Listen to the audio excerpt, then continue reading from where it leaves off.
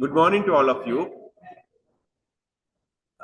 Good morning, sir. It's a great honor to introduce Professor Roshan Ragel, our esteemed plenary speaker for this session.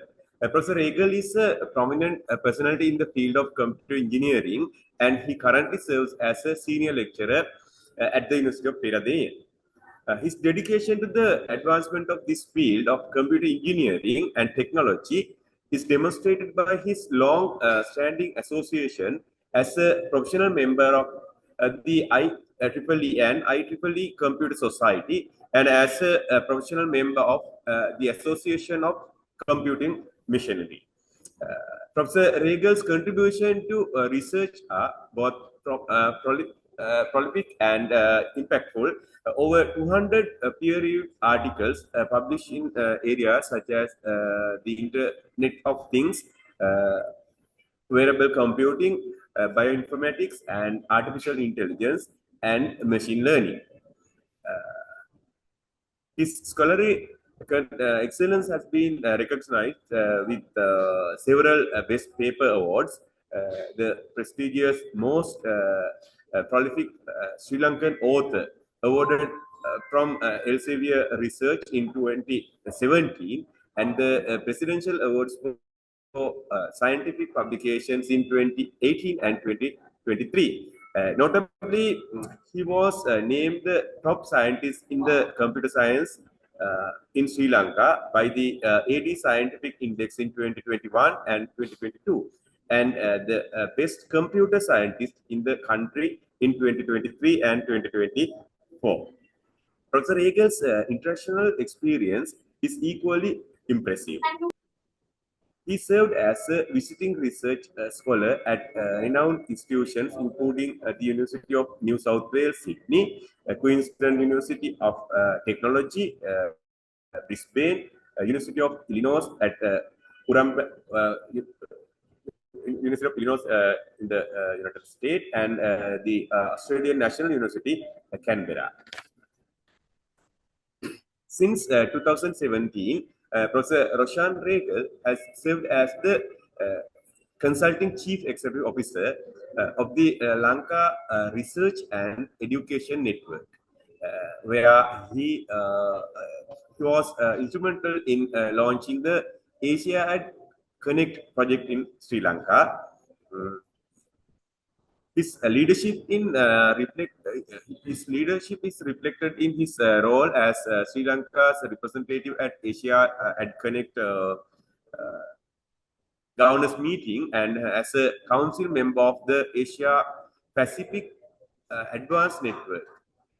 Since 2020, Professor Ragel has also held the position of Vice Chair of the Asia Content Steering Committee, where he played a pivotal role. At the national level, Professor Ragel has served as a co-group member of the Presidential Task Force for Education, established in 2022, and he's a member of the UGC Standing Committee on the Development of IT Infrastructure and Online Education, and the UGC appointed committee to develop the concept of virtual hybrid university. Is also part of the Presidential Committee for formulating Sri Lanka's AI strategy, and is a founder of the AI Forum for Academics. Professor Roshan Ragel's academic credentials are also impressive as his professional achievements. He holds a BSc in Engineering honors degree from the University of Peradeniya and a PhD in Computer Science and Technology from the University of New South Wales. So we are truly fortunate to have such a distinguished expert with us today.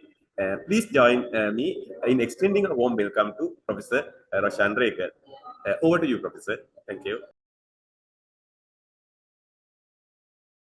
Once again, good morning, everyone. I'm just sharing a few popular news article titles from 2021. They all talk about one thing in common. It's also the theme for this conference, which is about generative AI. So it talks about, so in fact, like CNET, New York Times, and so on, New York Post, they all talk about AI chatbots and how they can even bring the death for education or of education, as they call it. That was in 2021, late 2021. Since then, we have passed almost 3 years, but we still are talking about education and we are in the field. And what has really happened is not the death, but not just the disruption, that is, but a lot of enhancement and empowerment through this new technology, which we are talking about here, the generative AI. So talking about generative AI or AI, why do we have to spend time, talk about it, converse about it, is because AI over the years, particularly in the last couple of decades, have taken a lot of lead in compared to how they perform compared to human. Here is a graph where we show how if you consider human performance as a line here, and that is the scale starting from 20%, 40, 60, 80, 100. Over the years, different AI tools or technology has achieved compared to human. Like, let's say, take one example. Interestingly, some of these examples are very much related to the theme of, and also your field, theme of the conference, and also your field. Things like reading comprehension. So reading comprehension, since 2016, a lot of work have been done in AI or generative AI in the latest era, and they can perform, those tools can perform as good, actually better than human as of now, or even since 2020 or so. So the graph here shows that the AI performance compared to the best human, or the, sorry, not the best, the average human performance is better than the AI tools performance in terms of reading comprehension. More than me, you will know what do we really mean by reading comprehension. Can these tools really comprehend what they read compared to human? That is what these numbers are showing. In reality, it is not really the case. The case is that usually we have ways of evaluating how reading comprehension is achieved. So those evaluations, it looks like these tools can do much better in those evaluations. Typical reading comprehension tests, these tools can do better than average human. That is what this graph shows. Same for everything else. Same for language understanding. Same for common sense completion and so on. So these tools are becoming as good as human in terms of passing the test we give for those to human. That is where we are. And therefore, it is a bit concerning, and also it's a bit pleasing to see that these tools can do good. And how we can make use of these tools is today's discussion. So empowering educators with AI, can we use these tools to empower educators like you all and me to do better? So how we can do it? I'll take some examples in your domain, English language teaching. So for my talk, for the next 50 minutes or so, I'll first introduce generative AI, the topic, and what are the possible opportunities and with this tool and the technology, and the challenges we face because of introduction of this technology, and how we can overcome those challenges, some considerations, and I'll conclude my talk with that. And hopefully we'll have a few minutes for any questions and clarifications at the end. So just to start with, AI, we are talking about generative AI. but AI is part of, or generative AI is part of AI or artificial intelligence.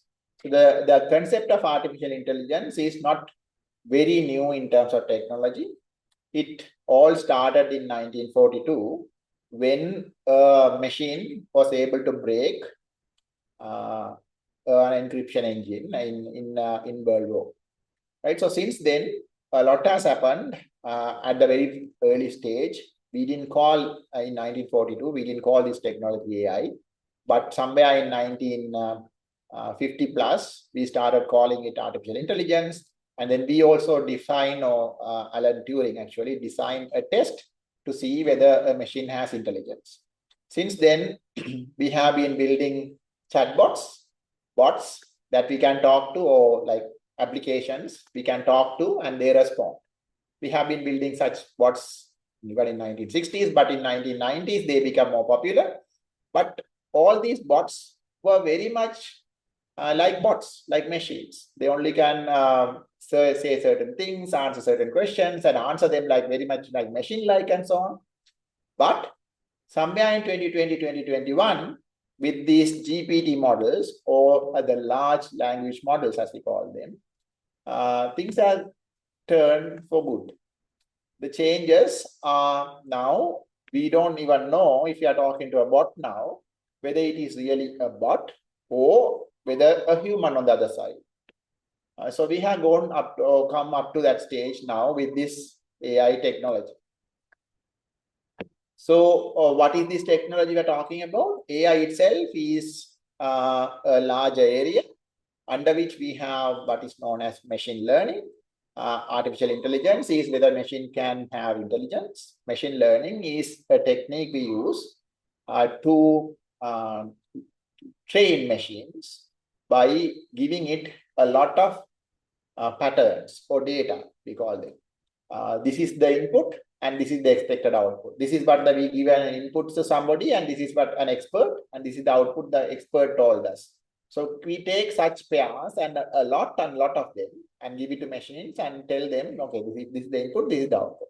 So we keep on telling it, and at a certain point, this machine figures out, okay, if this is the input, I'll give this as an output. So that's machine learning, and we went into what is known as deep learning, which is part of machine learning. This is inside. And we are now in the age of generative AI. It doesn't mean we have given up on all the others. They are also still happening. This is a subdiscipline, the generative AI, where these machines or the large language models can take an input and generate an output. What it can generate is of a lot of different scales. AI has taken a lot of interest with this generative AI. It has become mainstream. Everyone talks about it. Everyone started actually using it. In fact, in the last decade or so, the use of AI in business, when you say business, anything, education can also be considered a business. So in any of these business, whether AI is being used, at least in one business function, if you take a business, an organization, within the organization, at least in one function, whether they use AI, over the years, the numbers have, like in 2017, the numbers were low, but then it started increasing. In fact, this is a time when we went into what is known as this deep learning, where every institute, at least two in one, or one in every two institutes or organization, they start using AI as at least in one of their business. It's about 50%. The numbers are 50% for the last, as you can see, about 5 years. But it got better with generative AI coming into picture, and now we are increasing. So we are having more number of institutions, organizations start using AI in their day-to-day work, and we expect it to increase to a full number very soon. So therefore, there is a lot of potential we see in this technology, and therefore the discussion. What is generative AI? I believe like you had enough sessions by now, given that today is the third day of the conference, and a lot of plenaries and also keynote, where you discussed a lot about generative AI and its benefits. So it basically is a system, and it can take input. We call the input a prompt, and It produces an output. What it can produce text as output. So it can basically generate, the term generative AI coming from there, generate text. It can generate other forms, audio, video, images. It can even generate programs or code. It can generate a program that can be used to do certain tasks, automating certain tasks, and so on. So these are the type of things it can generate, and we can imagine a combination of all of these in a lot of different forms. So it can generate all of this. So with that small introduction to what generative AI is, starting from AI, let me now dive into the opportunities. In particular, in your domain. English language teaching, how GenAI can come in and help. What are the possible opportunities? Let me start with a big picture. In fact, in the turn of this century, prior to this century, a lot of educators got together and prepared what is known as the characteristics of the 21st century learner. So we have a framework called the 21st century learner framework. In the framework, we have not actually thought about AI. Just 20 years ago, we haven't thought about AI, and it was not part of the framework. But since then, since a lot of changes happening, now we have we have started rethinking about AI. And one that we have to consider now is, in any learner, AI literacy should be part of it. It's not just certain groups are considering this, but even bigger entities like UNESCO is talking about how AI should be part of, or how do we learn in the AI era, when AI is part of the day. So usually, while this is, I'm just quoting UNESCO, to the three basic pillars of any education system, reading, writing, arithmetic, we now had to consider empathy, creativity, and critical thinking as part of the basic pillars. That is what UNESCO says. So, and also to extend it, what it also says is these skills, the new skills that are added, are usually acquired outside school. Usually we consider them not part of the usual curriculum. That is what it means by it's outside. But they have to be now that AI is part of it, it has to become part of the curriculum. In fact, the graph I showed at the very beginning, where I'm showing, okay, now AI can do better than average human in, let's say, reading comprehension. If you think it is not the case, I personally think it's not the case, because AI can't really comprehend any material like human. So if we think the same, then we have to rethink how we do evaluation of these skills and knowledge. How do we evaluate reading comprehension? The same way we do it earlier. It seems to be not working, or it seems to be not capturing what we really want to do. Right? So therefore, we had to consider how we should do this better. So this is just from my perspective. I have put together 5 key areas of usage of AI in English language teaching. The first 3 are the usual, and then I have looked at pedagogy and also something else which is very important for any learner, which is self-regulation. Can we learn to learn? Can we part of can have a life of lifelong learning, and so on. So that's where the self-regulation comes into picture. So, but I will start with speaking. So I'm going to just show you a few instances where each one of these areas can be helped or enabled or empowered through AI. So we'll start with speaking. So now you know there are enough and more tools. They can be used for speaking test or speaker training and training on speech and so on. So here's a small video clip.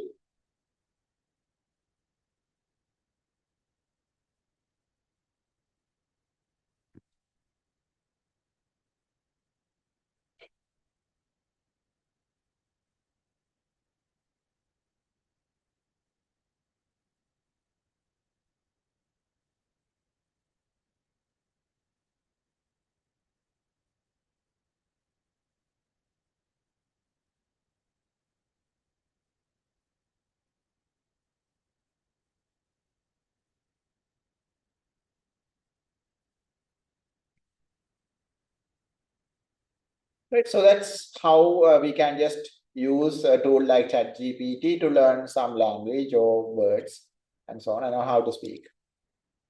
In fact, in more detail, we can use a tool, generative AI tool like ChatGPT to improve our pronunciation or pronunciation test and improve specific aspects of pronunciation. I don't have to go into detail to an audience like you all.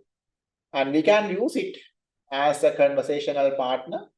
So we can, like how it was happening just in the video a little while ago, there are enough and more tools to do so, and also we can use it for language coaching.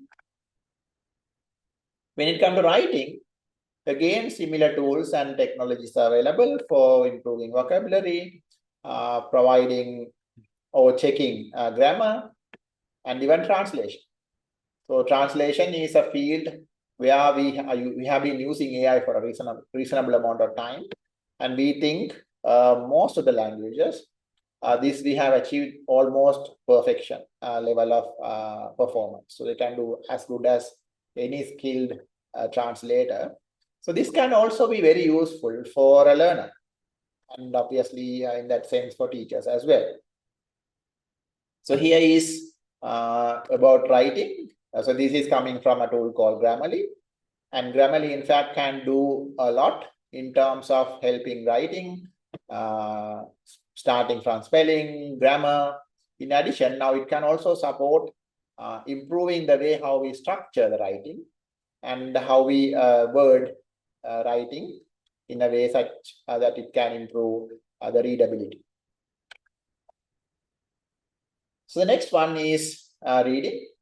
So again, for reading, we can use generative AI tools for vocabulary. And particularly, this is coming from a study that has shown a fully immersive tool, AI-powered tool. It's called Warcraft actually game. And they have shown in a research that it improves the language learning skills by a lot on non-native English speakers. So this is coming from British Council report. The next one I want to take is pedagogy, the learning itself.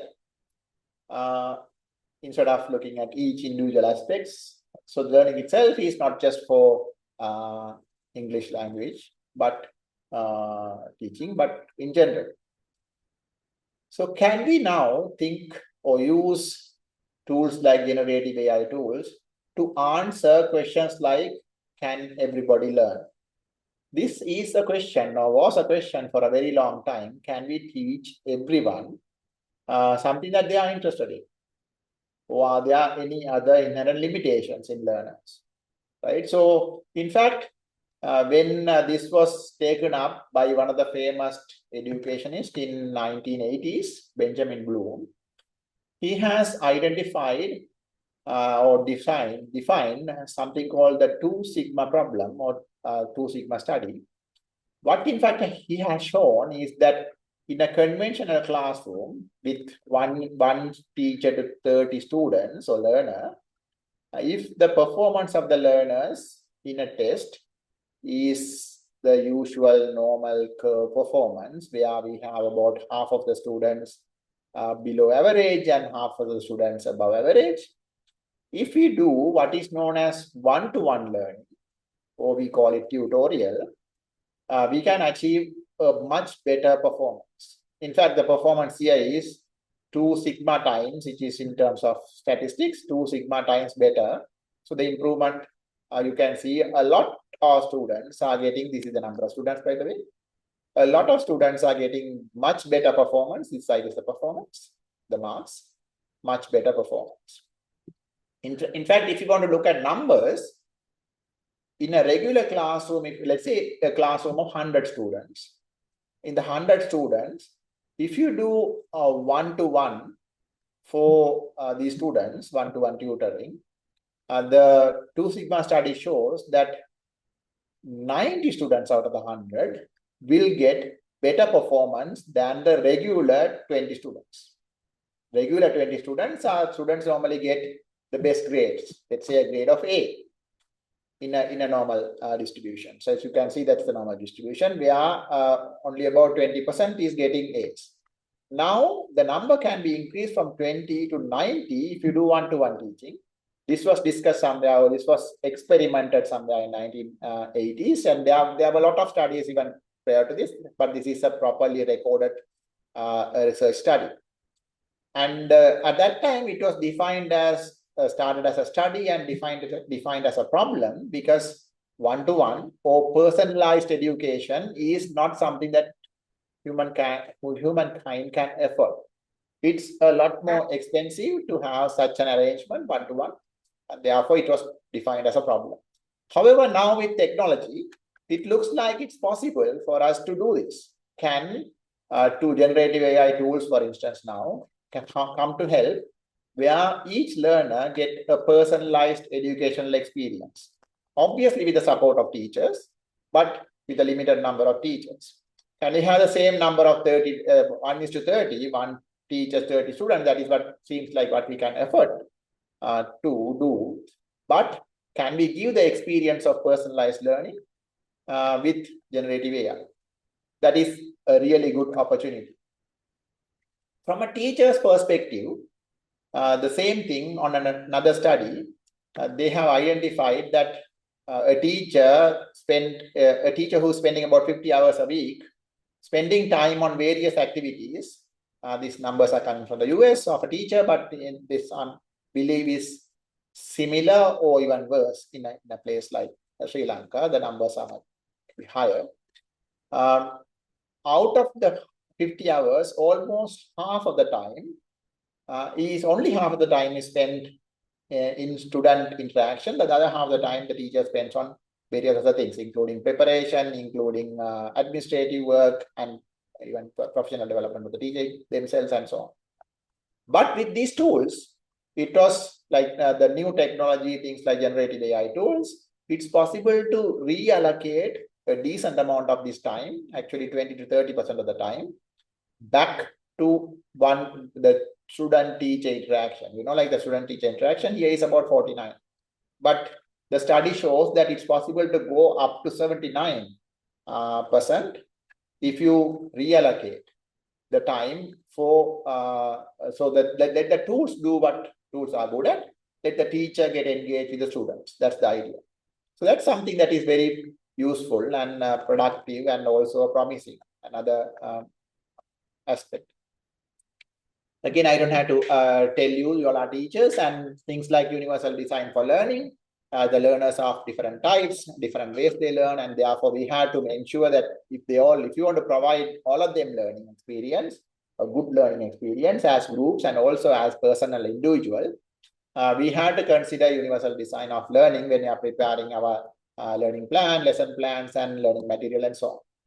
So here again, AI or generative AI can come to help. If not, a teacher who is looking after 30 students will not have enough time to prepare different for each student's preference or each group's preference, particularly different type of learners' preference. Now that there's technology, it's all going to become possible and is supporting personalized learning. So in fact, here is another study. This is coming from British Council.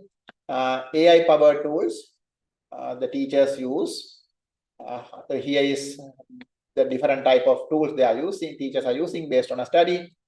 They are using language learning applications, generative ones, chatbots, and grading, speech recognition, text-to-speech, learning analytics, virtual and augmented reality, VR, AR. There's only little of this, but then you can see a lot of work are done in language learning applications.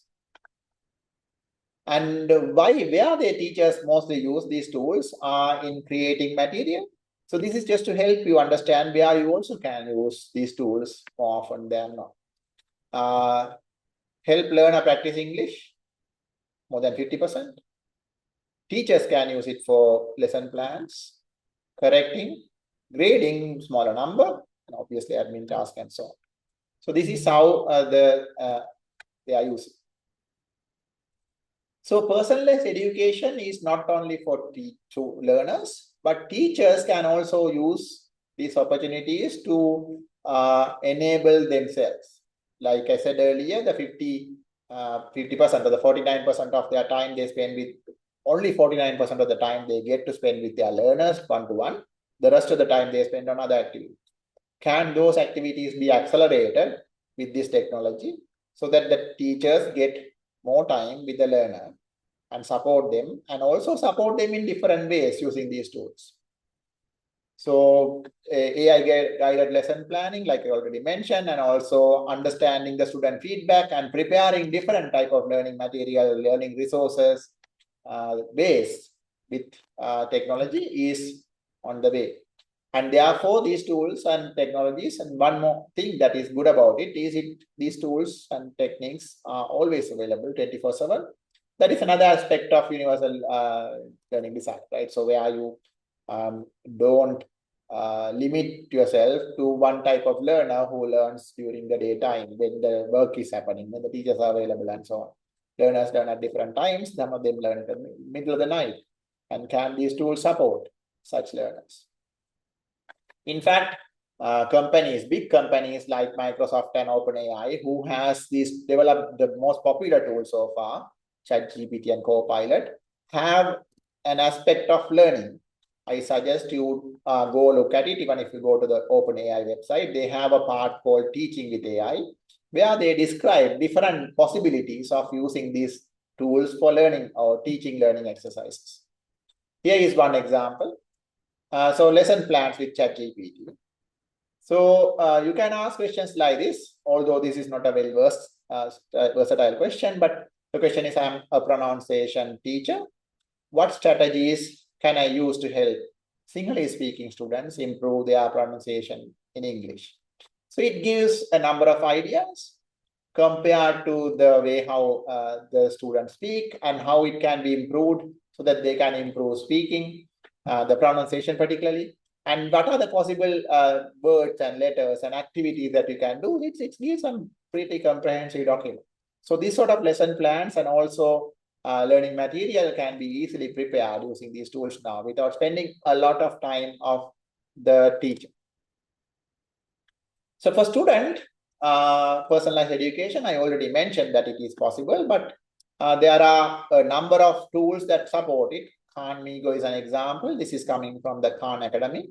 They are not still available for Sri Lanka, but the idea is that there are tools now that can be tailored to students for certain classes. So certain, let's say if you take a particular lesson, only for those lessons, or only for English, or only for English learning, and so on, we can build tools that answer question on certain aspects and discusses with the students in a way like how a tutor will do, without directly giving answers. So you can see like, can you just tell me the answer?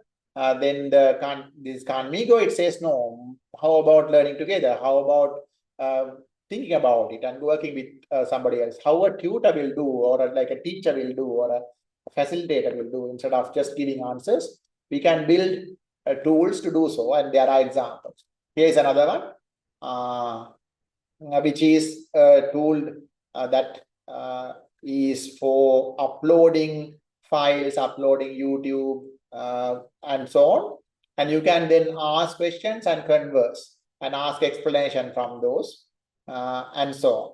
So that's possible with this tool called Unstuck AI, that is available online, and it's available for our region as well. So in fact, personalized learning can support a lot. Even so, here is a video. I'll not play it right now in the interest of time, but the video is on how we can use ChatGPT 4, the latest version at that time, for learning maths. Again, the tool is it's conversational, like you can talk to it and learn. But it interestingly, it doesn't just give answers, but it helps learner go step by step. Because the way how these tools are designed in certain aspect, if you design it if you put the right questions and ask the right way, it can help learners better. More tools. This is another popular one from Google, known as Notebook LM. What it does is you can upload material to it and ask it to summarize it. And also you can converse with it on the topic, what you have uploaded.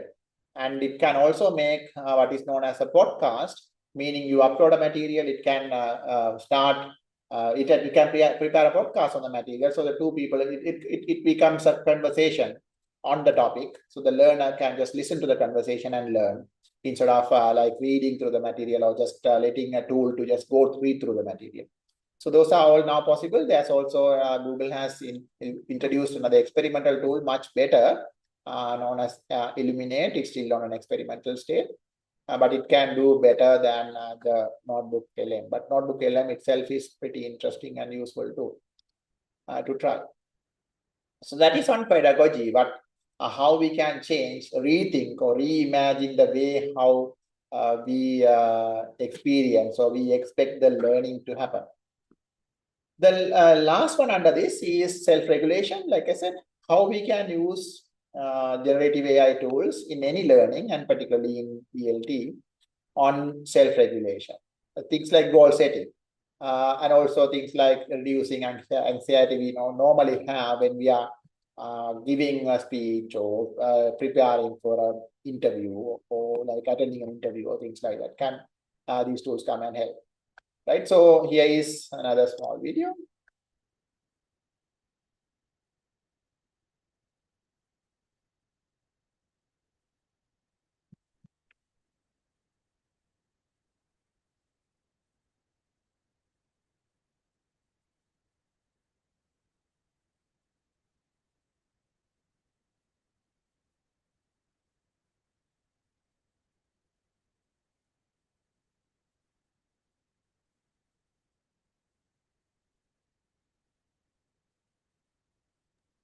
So actually, we don't hear the sound.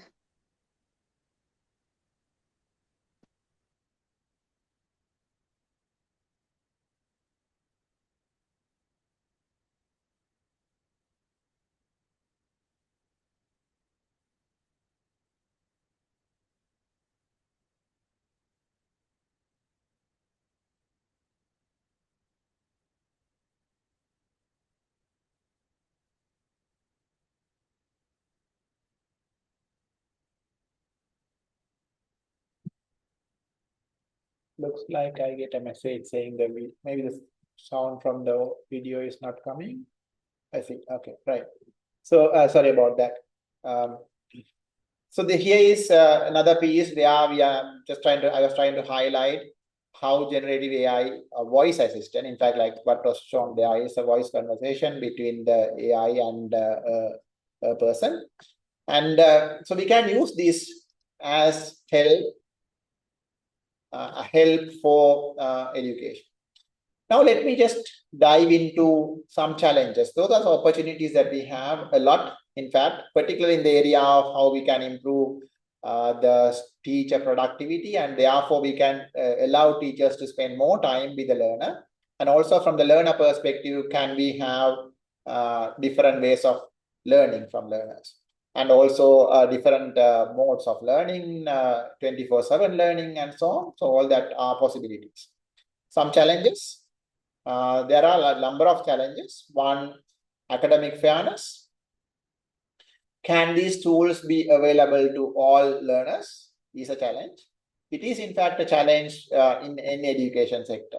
So can education be available to all learners the same way? Is always a question that we have to think about, and whether we can answer. So this can be because unequal access, digital literacy division or digital divide, we call it. Different learners will have different levels of understanding of digital technology. We are talking about here.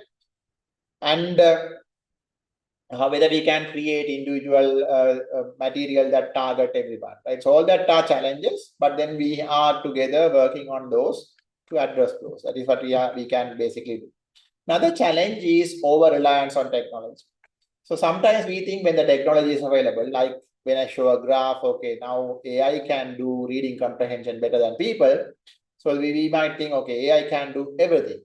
AI can even understand reading, like comprehension, the way how human is, how human will understand. But that's not true. That is what I also highlighted earlier. So we should not over rely on technology. We should understand what technology can provide us and use it to understand what it cannot also give us. So when you know what AI or technology can do and cannot do, then we can do better than without knowing anything about it.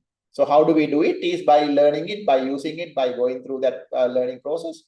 That is how we can overcome the over-reliance.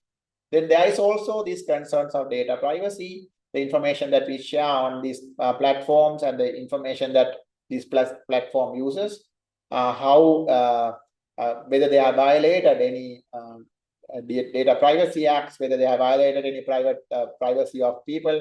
Those are of some concern. There are a number of lawsuits related to it. In the interest of time, I will not go into the details. And also, another one is things like plagiarism, right? So when we are talking about, we are in a learning environment, when we expect learners to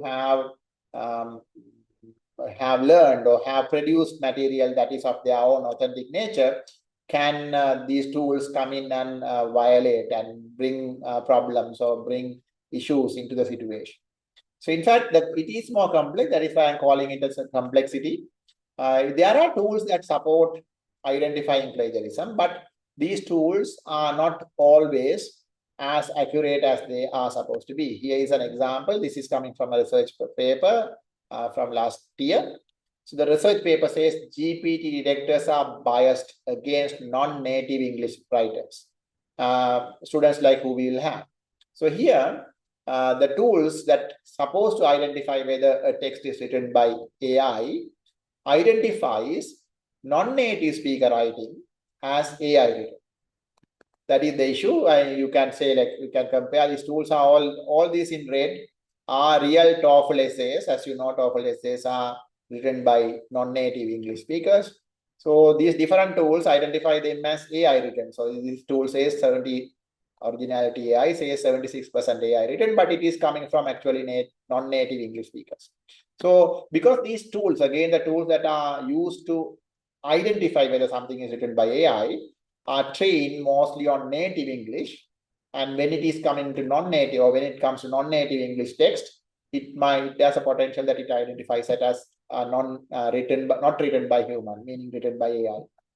There are also other challenges. There are these tools, the tools that generate this text and the tools that detect this text are in a race. So they both are actually using different forms of AI. One is to generate, one is to check whether it's generated by them. So they are in a race, and therefore it's always a race between the tools that they generate. And because the AI tools we are building them to make them as human-like as possible. And then we are building other tools to say, okay, whether they are not like human. So it's always a race, and therefore it's more complex in terms of identifying. So what can you do about all this? Right. So I'll take a few minutes to list down a number of considerations, how these tools can be used for betterment and overcoming some of these challenges. I, in fact, have highlighted a few, but I'll take a few more formally.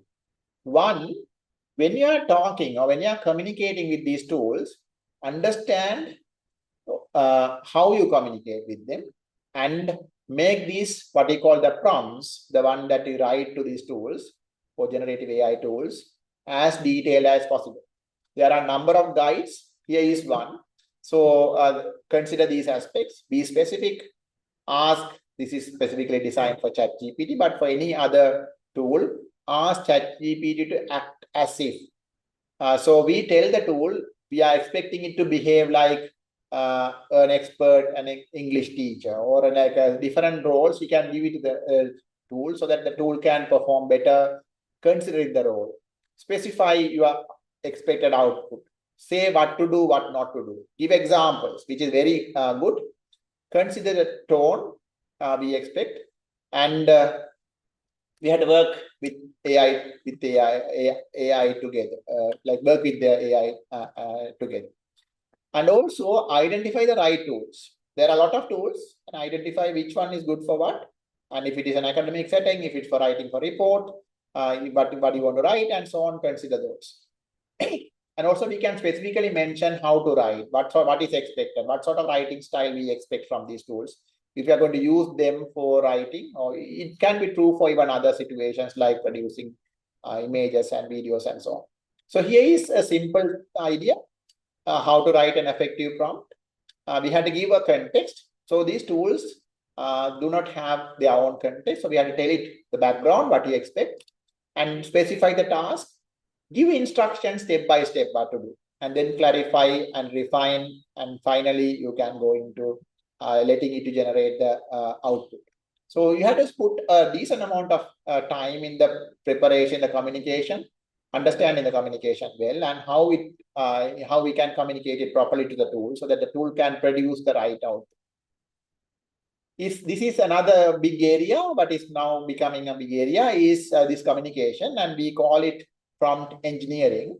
So there are different ways we can do prompt engineering. Basically, one of the things that we can do is we can just ask it once and it gives an answer, like what I did with the lesson plan I prepared for pronunciation. But you also can do multiple steps where we can give examples. This is we can give just a question with an example is known as one shot. Few shots, we give multiple examples. And we also do generally what I do is what is known as chain of thought. The idea is you converse with the tool. You say, okay, so ask a question, give some answer, make sure it understand, bring the context over a number of prompts, and then you start asking the question that you want to ask. Instead of just directly going and asking question, first make sure it brings into a context. Assume that we have an expert, we have somebody with a good background understanding, but not specifically to an area. So let's say if you want to talk about pronunciation, first bring the person into that context. Okay, make the person aware what we are talking about, why pronunciation is important, what are the different lessons, and then you ask question, it gives better answer. So that you have to consider. And always make sure we do this, what is known as verification. Whatever produced by these tools, make sure those are checked by human, because whoever producing these tools, whatever the tool producing these results, finally the responsibility goes to the person who give it or submit it or author it and so on. So the authorship is still with the human, and therefore what is known as this human in the loop, we call it technically, but the basic idea is human has to check whatever is produced, right? So that's now supported by all these research institutions as well. Now, for instance, there are the style, the research publication style, like a citation style, for instance. They are now have a style for citing ChatGPT like tools. If I'm using a tool, how do I cite it? And also a lot of research publishers, including Elsevier, including Springer, and so on, IEEE and others. They all have identified or have ways of how to use generative AI tools into the writing and how to cite them properly. Obviously, we all have now agreed we can't consider generative AI tools as co-authors. So the authorship remain with the human, and therefore human is responsible. But AI can be used for generating, or most of these publishers are accepting AI generated content, but with the right citation and attribute to what was generated and how it was generated using that. So in fact, this is something that I'm quoting the CEO from OpenAI. So it's possible it's about the challenge I mentioned earlier. It's possible for building tools that can support, identify people using AI tools, but it's not always the case all the time. And therefore, regarding users, learners using these tools, we have to decide where and when we can allow them to use it, make it open, make it clear, and also at the same time, make sure it's the duty, make sure the learners understand, or the users of these tools understand, it's their duty to verify the output of these tools, because ultimately the authorship of those content are going to be with the author who produces and publish or submit. So in the line of assignment, in the line of learners, in the line of examinations, there are a number of attempts in including AI tools.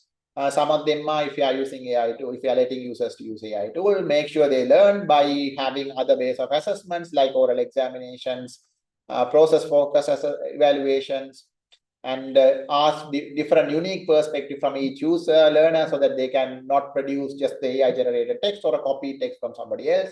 They have to do on their own.